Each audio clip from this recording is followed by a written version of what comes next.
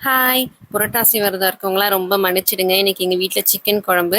என் husband வந்துட்டு கொஞ்சம் vegetarian அப்படிங்கிறனால அவருக்கு சாம்பார், ரசம், வெண்டைக்காய் பொரியல், சாதம் அப்படிதான்.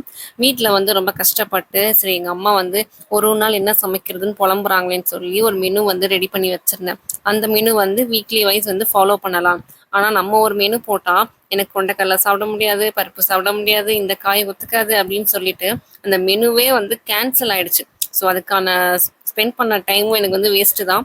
உங்க யாருக்காவது வந்துட்டு மெனு பிளான் வேணும் அப்டின்னா சொல்லுங்க. நான் பக்காவா ரெடி பண்ணி குடுப்பேன்.